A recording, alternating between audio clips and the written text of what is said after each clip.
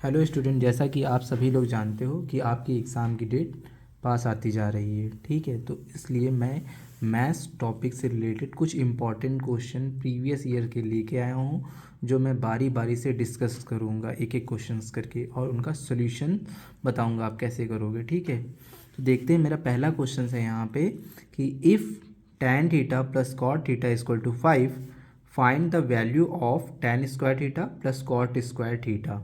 ये मेरा 2012 में क्वेश्चन आया हुआ है, ये रिड्यूस नहीं है, ये मैं आपको बता देता हूँ। तो इस क्वेश्चन की प्रैक्टिस करेंगे हम लोग, देखेंगे इसका सोल्यूशन कैसे होगा। तो देखिए, मेरा क्वेश्चन है, क्वेश्चन में वैल्यू फाइंड आउट क्या करनी है, मुझे ये पहले देखना है। मुझे निकालना है tan square theta plus cot square theta की वैल्यू फाइंड आउट करनी है। मेरा गिवन क्या है, पहले सोल्यूशन लिखेंगे। Solution tan theta plus cot theta equal to 5, ये मुझे क्वेश्चन में गिवन है। ठीक है, अब इस क्वेश्चन में गिवन है, हमें फाइंड आउट क्या करना है, tan square theta plus cot square theta. तो यहाँ पे हम इस क्वेश्चन को फाइंड आउट करने के लिए स्क्वायर कैसे बनाएंगे, हम यहाँ पे स्क्वायरिंग बोथ साइड करेंगे, स्क्वायरिंग बोथ साइड। ठीक है, हमने स्क्वायरिंग बोथ साइड की साइड्स। अब हम स्क्वायरिंग बोथ साइड करेंगे। यहाँ पे टू टर्म्स हैं, tan theta plus cot theta equal to 5। तो यहाँ पे टू टर्म्स होने की वजह से यहाँ पे स्क्वायर होल स्क्वायर आएगा यहाँ पे। ठीक है, tan theta plus cot theta whole square, यहाँ पे भी होल हो जाए, होल स्क्वायर 5 का होल स्क्वायर यहाँ पे। ठीक है, अब यहाँ पे होल स्क्वायर लगाने के लिए यहाँ पे फॉर्मूला लगेगा, जो हम पहले जूनियर क्लास में पढ़ चुके हैं हमारे पास, कि यहाँ पे होगा a plus B whole square equal to A square plus B square plus 2ab। ठीक है, ये हमारा फॉर्मूला होता है। इस फॉर्मूले का यूज़ हम यहाँ पे करेंगे। अब मेरे पास है tan theta plus cot theta whole square, तो हम यहाँ पे ओपन करेंगे इसको। तो tan square theta plus cot square theta plus 2 tan theta cot theta equal to 5 square 25। ठीक है, अब यहाँ पे फिर से हम एक आइडेंटिटी का यूज़ करेंगे जो हमने पढ़ रखी है पहले से। ठीक है, या फिर हम बता देते हैं, आप लोग ने नहीं पढ़ी होगी तो tan थीटा इक्वल टू होता है 1 अपॉन कॉट थीटा, और सेम इसका अपोजिट होता है cot theta equal to 1 upon tan theta. इन दोनों आइडेंटिटीज में से हम किसी एक का यूज़ यहाँ पे कर सकते हैं। ठीक है, तो लिखेंगे tan स्क्वायर थीटा, इसको चेंज नहीं करेंगे क्योंकि इसकी वैल्यू फाइंड आउट में करनी है। tan square theta plus cot square theta 2। अब tan थीटा की जगह हम वैल्यू पुट कर पाएंगे कौन सी, यहाँ पे जो हमको कैंसिल आउट कर दे कॉट थीटा के लिए। ठीक है, तो tan theta equal to 1 upon cot theta, तो 1 अपॉन कॉट थीटा यहाँ पे आ जाएगा। Cot theta cancel out equal to 25। अब देखिए यहाँ पे बचा हुआ है 2। ठीक है, तो लिखेंगे tan स्क्वायर थीटा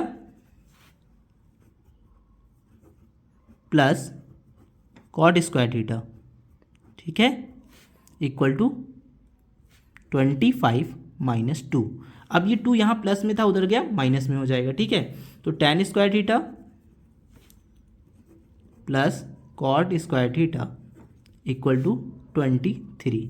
ये मेरा आंसर आ जाएगा, ये मेरा हो जाएगा इसकी वैल्यू जो हमें फाइंड आउट करनी थी, tan square theta plus cot square theta. तो tan square plus cot square theta की वैल्यू हो जाएगी 23। ठीक है, चलिए बच्चों देखते हैं हम सेकेंड क्वेश्चन। मेरा प्रीवियस ईयर में ये भी क्वेश्चन आया हुआ है, इसको हम डिस्कस करते हैं। पहले क्वेश्चन रीड करते हैं। If tan alpha equal to √3 and tan beta equal to 1 upon √3, alpha greater than 0 and beta यहाँ पे लेस देन 90 डिग्री है। ठीक है, आगे क्वेश्चन कह रहा है find the value of cot alpha plus beta.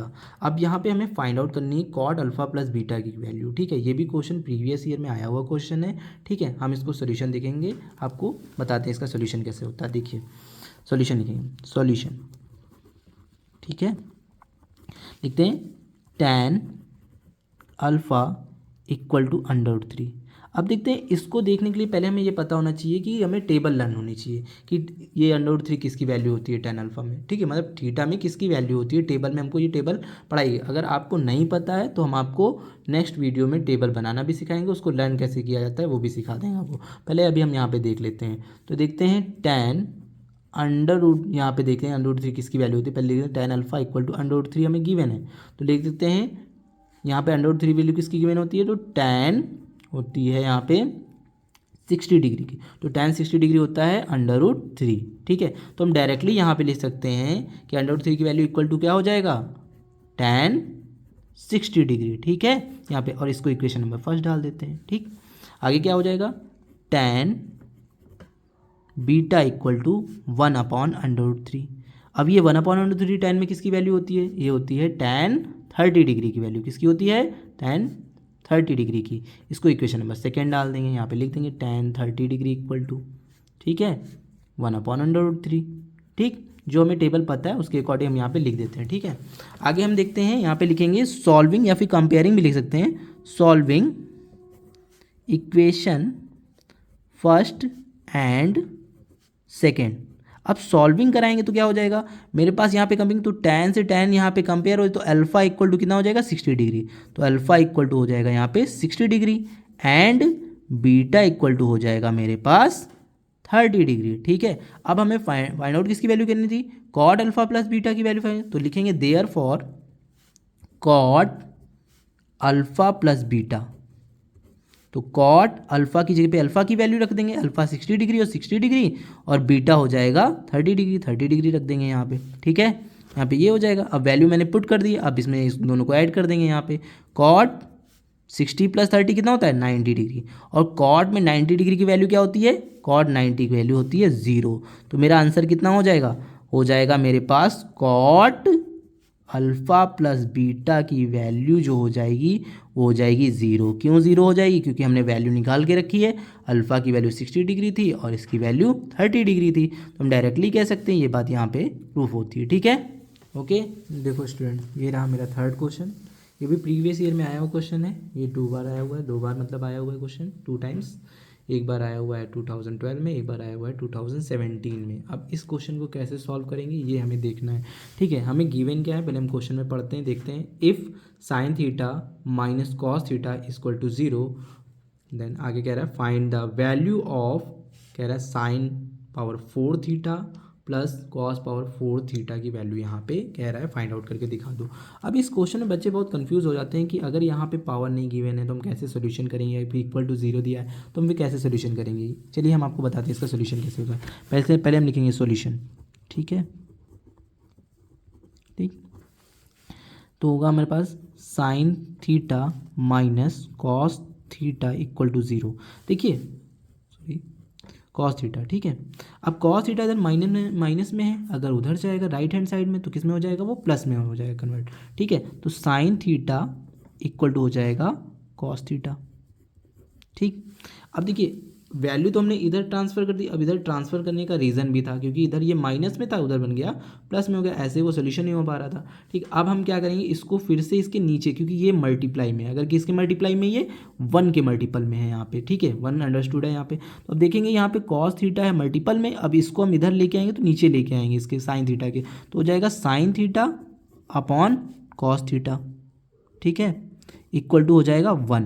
ठीक है, मल्टीपल में था, आ गया डिवाइड में। अब देखिए ये भी मेरे पास आइडेंटिटी होती है, किसकी होती है, tan थीटा इक्वल टू होता है sign theta upon cos theta. अगर आपने चेंजिंग रूल पढ़ा होगा तो आपको पता होगा, नहीं पता होगा तो हम आगे डिस्कस करेंगे इसके बारे में। फिर से हमने कहा है हम सारे फॉर्मूले एक बार डिस्कस करेंगे। ठीक है, अब देखते हैं sine theta upon cos theta equal to 1। ठीक है, अब देखिए ये किस में हो जाएगा चेंज, tan थीटा में चेंज हो जाएगा, तो tan थीटा इक्वल टू कितना हो जाएगा, 1 हो जाएगा। अब tan थीटा में अब देखते हैं 1 किसकी वैल्यू होती है, tan में बस 1 किसकी वैल्यू होती है, 45 डिग्री। तो हम लिख सकते हैं यहाँ पे इक्वल टू tan 45 डिग्री, और यहाँ पे थीटा क्या हो जाएगा, 45 डिग्री हो जाएगा।